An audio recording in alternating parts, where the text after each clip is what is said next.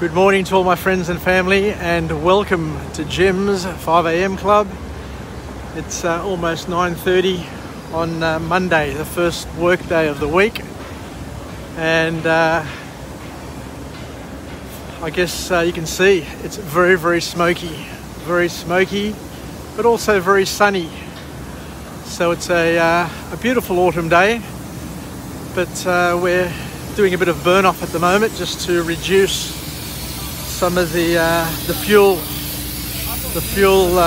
in the mountains, which has been built up over the past year with all the rains. And what I want to do today is say Christos Anesti, Christ is risen. The Greek Orthodox and Eastern Orthodox faiths celebrated Easter yesterday on Sunday. And I went to the midnight mass with my family, and we had a feast to break the fast on Sunday morning at about 1:30 in the morning. Anyway, at the midnight service, at the midnight Easter Paschal service, the priest at Parramatta Church, Father Dimitrios, had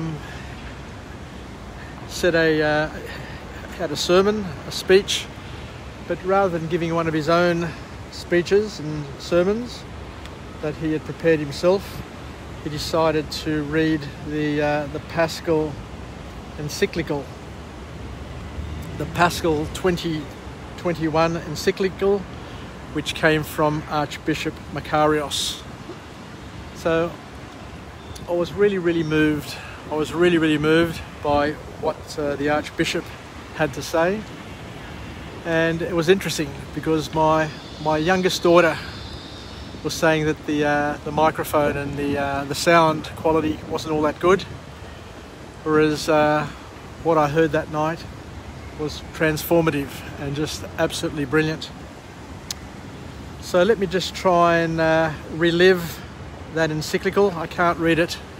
I don't have a copy of it to read, but I've listened to it a couple of times and I've taken some notes. So if you give me some poetic license, what I'll do is I'll try and translate it and recall it as best I can, because as I said, the message is very deep and very meaningful. So basically the message from Archbishop Makarios was that we should not live in fear. Don't be afraid. And it's a powerful message, especially in a year following 2020 and in the year 2021, where India are going through tremendous upheaval there with COVID-19, as is Europe, as is the States. The whole globe is frozen in fear. And what the Archbishop went on to say is that he gave an example of people who we should try and mimic and try and use as role models. And the role models that he chose to talk about were the myrrh-bearing women. So following the crucifixion, the putting Jesus on a cross, his death, they took him down from the cross and they put him in the tomb. And then that tomb had a huge boulder rolled across its opening and guarded by centurions so that nobody could have access to the body of Jesus for fear that it got stolen or taken away. So in the middle of the night, in the midst of the night, when it was dark, and where logic and rationale would say, don't go out, don't go there, because it just wouldn't be the right thing to do, because who's going to roll away the stone? There's going to be guards there. It's the Sabbath. It's night. You're women. You've got no male accompaniment. So, every excuse every excuse in the world to do nothing. And yet the myrrh-bearing women, with boldness and fearlessness, went to the tomb of Jesus to anoint his body with myrrh. And as we said, they had plenty of dangers to think about, both real dangers and imagined dangers, just like we do today in our lives. We all have many, many fears to deal with. But once they got there, once they got to the tomb of Jesus, they found that the boulder had been rolled away. The guards had disappeared. The dead body of Jesus was no longer there. So they actually walked into the tomb. So this takes a lot of courage. The dead body wasn't there. And in its place was an angel, a radiant angel, who proclaimed, and the first thing he said to them was, "Don't be afraid." Because what we need to understand is that all of our fears don't come from God. All of our fears are our mind playing tricks on us. They're manipulations from the devil and many other evil sources. So the message from the angel was, don't be afraid. And that's the call to action from the bishop and from God.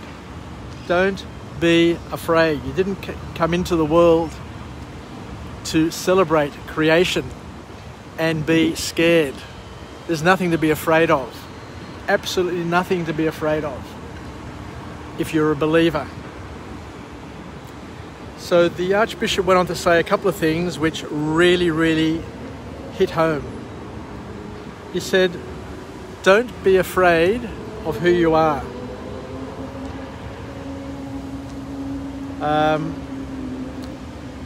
Don't be afraid to confess your faith. Don't be afraid to speak the truth and to believe the truth.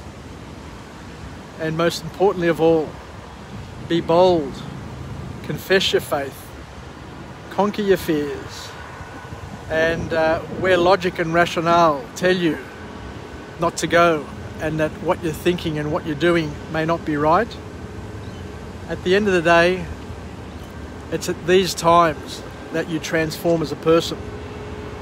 Because let's think about it. If those myrrh-bearing women hadn't decided to boldly go out in the night to do the impossible, then the transformational revelation that they received, the message that they received, and the fact that they saw Jesus, the resurrected Jesus, the women, not the men, not the disciples, not the tough boys, but the women were the ones who saw the resurrected Jesus and got the message from the angel. And if it wasn't for these women, then we would probably have never had known that Jesus had resurrected, that Christ is risen. Just put yourself in their position. You know, you lose a loved one,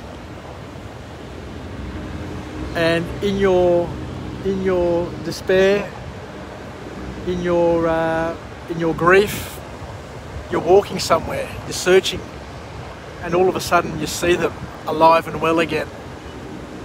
How excited would you be for those who have lost their parents to see your mother and your father? I always pray that I would give up everything I have just to see them for one more second, to thank them for what they've given me. So you can imagine when the myrrh-bearing women saw Jesus and they proclaimed, Christ is risen, but it would have been an exclamation of joy. It would have been a scream of joy. And as they ran back to tell the disciples what they discovered and what they learned, for all of us, for the whole world. It was a transformational moment. Because the Archbishop went on to say that the message from Jesus, the message from God, is very, very simple. At the highest level that anyone can get, and this is the message that we also learned from Adam and Eve, is not to have all the knowledge, not to have all the fame and all the fortune, because anybody can achieve those. The greatest level for each and every one of us to achieve, the highest level, the pinnacle in our lives, is to be able to dissolve every fear that we have, every phobia, every element of anxiety and depression, and to that we get when confronted by the different truths or the truth. We need to dissolve all of those fears and live boldly. We need to dispel all those phobias. And you can see it in the world today. The media, the friends, the uncles, the aunts, the people we have in our lives who just want to have us living in fear, uncertainty and doubt. Today's world teaches us not to be bold, but to live in fear. Everything you hear, the news, everything is just jam-packed with fear, uncertainty and doubt. But the call to action from the Archbishop, the call to action from Jesus, the call to action from the radiant angel in the tomb is don't be afraid. And the major lesson, the climax from this encyclical that was presented to us all on at the resurrection service on Sunday morning at just after midnight, was that the cave that you fear entering, listen to this is beautiful, this is poetry.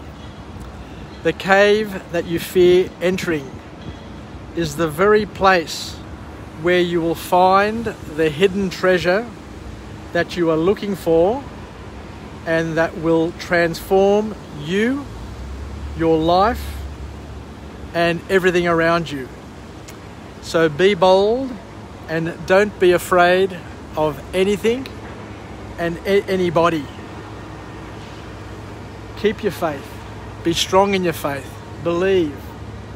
And don't worry about tomorrow. Don't worry about your past. Don't live with anxiety or depression. Just accept things for what they are and look for the beauty in every face you see. And at the end of the day, God, in his true love, expressed creation, created man to be part of his creation and to enjoy his creation. And all he wants is for us to love one another, and most importantly, love, respect and worship him. So thank you very much for joining me on this very, very deep episode of Jim's 5am Club. But it is Easter. The message is clear and loud and powerful and most relevant for the world that we live in today. So let's finish off with a positive affirmation. I'm alive, I am well, and I feel absolutely great. To my friends and family, stay connected, stay relevant, stay reasonable. And most importantly, let's take a lesson from Archbishop Makarios, from the Paschal message. And that is, do not be afraid. I'll say it again, do not be afraid. And I hope that you can pass this message on to your partners, your friends, your family, and live it with every ounce of your being. Make sure that every cell in your body radiates boldness, positivity, because the negative side of you, the fearful side of you, is not something that comes from God. but it's something that comes from the evil one. So let's wake up to it, let's understand it, and let's leverage it. So I'll finish off now. So thank you very much, and I look forward to coming to you again from a different destination, with a different message, a message of empowerment, where we can lift each other through the morning, through the day, through this wonderful life that we have available to us, and hoping that we can be the wind beneath our wings, the wave beneath our board, the zephyr that bellows and flutters our sails and our flags, and the propellers that guide our lives in the direction that we want to go. Sometimes you want to go back a little bit in order to turn around and head in the direction we want to head in. Yasas, take care. Philakia from Jim's 5am Club, and Christos Anesti once again, and wishing everybody a wonderful work week ahead. And how good is this weather? Look at the sun shimmering on the harbour, and hopefully this backburning can rid us of a bit of fuel, so that we don't have devastating fires annoy us when the summer comes round again. Yasas, Philakia, and happy name day to all the Georges. All the Georges, Georgiers, all the people celebrating their name day today. Happy name day. Yasas, na είσαστε καλά και σας αγαπάω πάρα πολύ. Bye for now.